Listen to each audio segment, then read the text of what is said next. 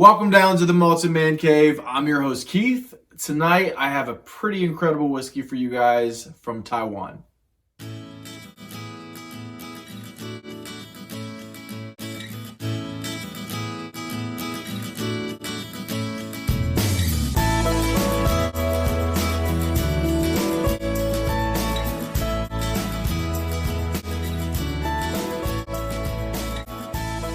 Alright, so as I said, tonight I'm going to be reviewing a whiskey from Taiwan, a pretty amazing cask strength sherry bomb. Kavalan Solist Oloroso Sherry Cask. Me and Dave reviewed the Kavalan Vino Barrique Solist, I don't know, maybe it's like 4 or 5 months ago, and me and him were just incredibly impressed. And Dave does not really like hardcore sherry or wine matured whiskey, so the fact that he liked it, I mean, you could just tell it was quality, and I loved it. I don't know if I gave it a 91. I know I gave it a 90 or even higher than that, so it was pretty incredible. So a buddy of mine was in Europe and was able to pick this up for me, and I was so excited to get it back here so I could get into it, and it is not disappointed at all. So Kavalan is a fairly new distillery. I believe they were finally constructed and finished in December of 2005. So they don't have a ton of older whiskeys out there, but that's kind of the secret to their success, is that they don't necessarily have to be aged really long. Because of Taiwan having a hotter, more humid climate, the whiskey just aged faster. The hot, humid, climate makes the whiskey just kind of interact and go in and out of the oak a lot more often than it would, and a lot more intensely than it would in maybe a little bit colder climate, like in Scotland. And their master blender, Chang, he's very well known, as a big part of their success. And I actually think he's just smart enough to get out of the way. He knows to just let their hot, humid climate take over, and they buy really good casks. And that's it. Literally, make good whiskey, do things the right way, put it in good quality casks that you don't kind of cheap out on, and let the hot, humid climate take over. So, anything else I want to say about Kavalan? Kavalan gets a lot of their barley from Scotland, Northern Europe, and I believe Scandinavia. And I think they use a local water source. I think the Snowy Mountains is a range really close to Yilan where they get their actual water locally. So, anything else I want to say about this whiskey? A few more things about the age. So it's technically an NAS whiskey, Nonage Statement, but you can still actually tell how old it is. So let's see if I can pull this out and show you guys. So for some reason, and the whiskey's still amazing, so I don't really care that much, but the writing is very faint where it says cask number. So the very first thing you'll see is either an S or a B or whatever, and that's the type of cask it is. So S is for sherry, B is for bourbon, wine cask, maybe as a W, I don't know, I'm not sure exactly. So this says S right here in cask number, so that means sherry. Then the next two numbers is 1-2, which means it was distilled in 2012. So if it says 08, that means it was distilled in 2008. If it says 09, it was distilled in 2009. Then after that, the next two digits for this one is 06, and that means June. So if yours says, 09, that means it was in September. So this was 06, so in June, and then 22, which is the day of the month. So this is June 22nd, 2012 is when this cask was distilled and put into a cask. And then 066A, I believe that means it's the 66th barrel for the day. Now, I don't know what the A is doing on at the end, because I've seen a lot of other Solus bottles and they don't have a number. They don't have a letter at the end. So I'm not really sure what that's all about, but I know that the last 3-4 digits means the barrel number for that day. So we have the distilled date and the date that it was put into cask. And then on the back, right there, it's really light, and you'll say, mine says 2019, so obviously 2019. 04, which means obviously April, and then 18. So April 18th, 2009 at 9:51 is when it was bottled. So that means that this is about a almost 7-year-old whiskey, which is pretty old for a Kavalan. So I know some of them get up to 9, 10, 11, I think. They can get up to that old.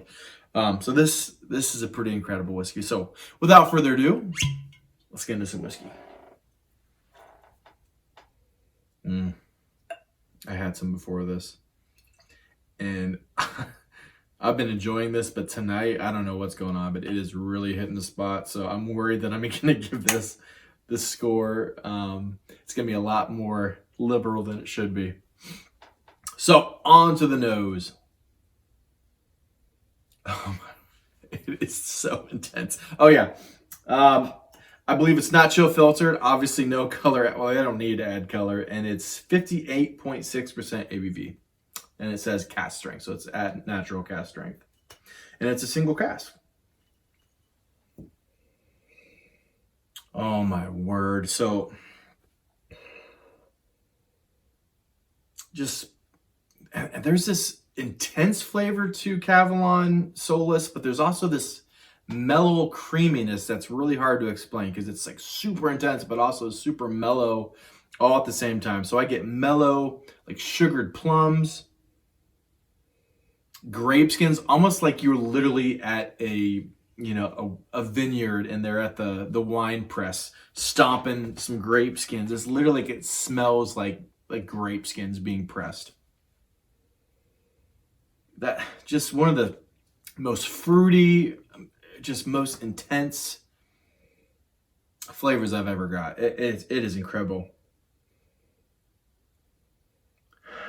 Then there's this very, very pleasant maple syrup sugary note that comes in after all those, plums and raisins and grape skins. Then a blackberry jam, and even with a little bit of biscuits, so blackberry jam on biscuits. Then a little bit of paint lacquer, and I know that might sound negative, but I actually enjoy it. It's almost like it's got this like glaze on it, like this lacquer. I mean, it is intense ABV, it is intense alcohol, but it's not a bad thing. But it smells a little bit like paint lacquer to me. And it's almost so sweet, it almost smells like corn syrup. Like literally like legitimate corn syrup that you're about to put into candy or some confectionery. Like just the sweetest corn syrup you've ever smelled. Then it gets into this cherry glaze and then Cinnabon cinnamon rolls, which I get a lot of times in really quality first fill sherry bombs, like the old Aberlour Abunas. You just get this amazing Cinnabon cinnamon roll, like this, the cinnamon, the doughiness, the brown sugar, the frosting, it's all there and it's amazing.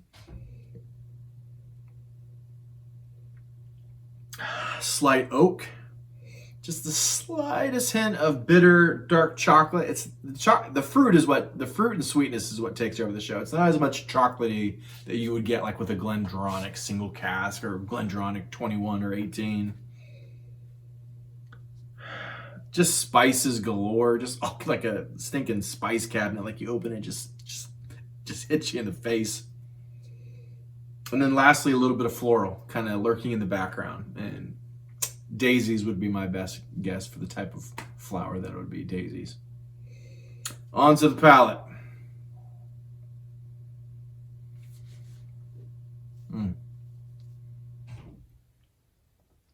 It is unbelievable how good this is for a 6, almost 7-year-old whiskey. It's unbelievable. I still think Scotland makes the best whiskey, and I love Scotch the best. But I wonder if Scotch whiskey, if they kept everything exactly the way it is, but then occasionally, so like with their make old school dunnage warehouses, but somehow find a way to like make them hotter. Not the whole time, like also let the unique winter season interact with it for a little bit. And then, you want to get like the dampness and you want to get, if it's on the coast, the salinity, but somehow for a couple of the months a year, just make it super hot in there. So it just gets this crazy fast maturation. Then you can kind of have the best of both worlds, the good things that come from the terroir of Scotland, but then a little bit of this kind of Indian, Taiwan secret sauce. Well, even Kentucky has a little bit because of the hotter climate. One thing I've mentioned before, and I don't want to insult your intelligence because many of you guys watching this video already know this, but it took me a long time for me to know this. In Scotland, because of the colder weather, you actually lose ABV every year. You know, the angel share, it evaporates, and some of the ABV, the alcohol, it gets like a lower and lower strength. So if it's at 46%, you know, maybe a year from then it'll be like 44 and a half, or 43, or 45, you know, whatever. I think it's about 1.5 ABV per year that it's lost, especially in most Scotch whiskey, or somewhere around then. But in hotter climates, just because of the heat, the water evaporates and not the alcohol. So the longer it's aged, the ABV actually goes up instead of down. So yeah, so this is incredible. So as a cask strength whiskey lover, I'm all about it. All right, so on to the palate.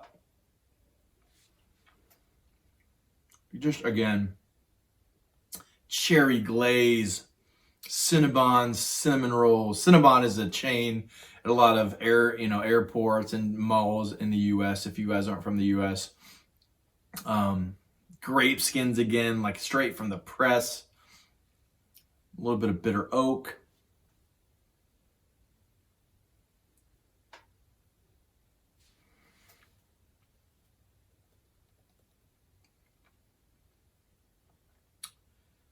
Maple syrup again. Again, there's that blackberry jam. And I'm not getting the biscuits quite as much on the palate. Maybe there's a kind of a buttery biscuit there. There's a butteriness, creaminess there.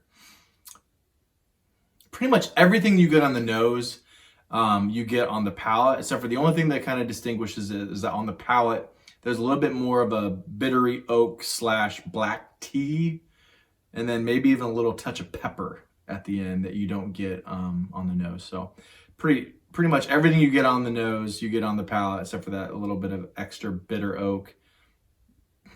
Yeah, a little bit of pepper at the end. Give me one last taste to see if I can pick anything else out.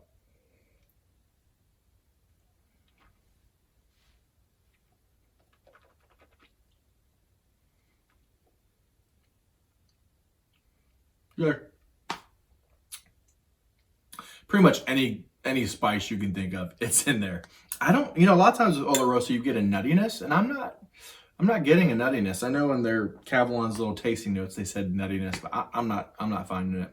Maybe I'm just missing it tonight, but I don't get the nuttiness as much as I get all these spices, the maple syrup, the grape, wine skins. Guys, this is incredible. I can't believe how good this is. And I think I got this for 175, 180, which is a lot of money. Man, was it that? Yeah, around that much. But this is worth it. I'm telling you. I'd pay that all day, every day if I had that kind of money to get this on a regular basis. It is incredible. So, on to the finish. I mean, look how dark that is.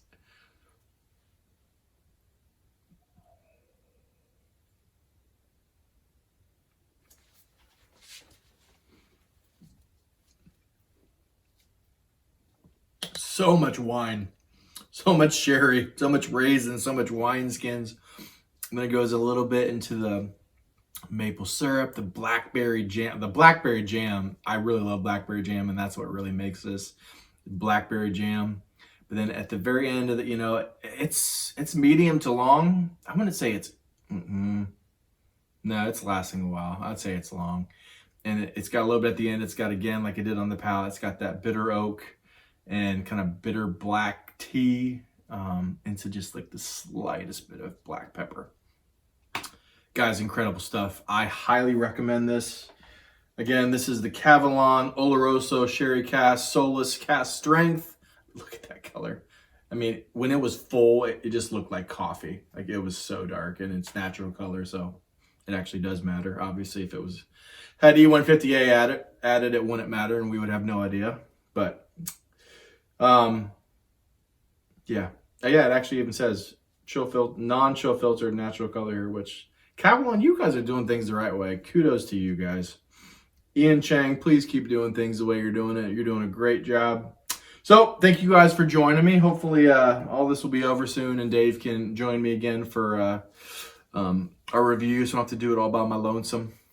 But thank you guys for watching. Please like, subscribe, hit the notifications bell, and remember, Scotch is king, but sometimes Taiwanese whiskey is amazing.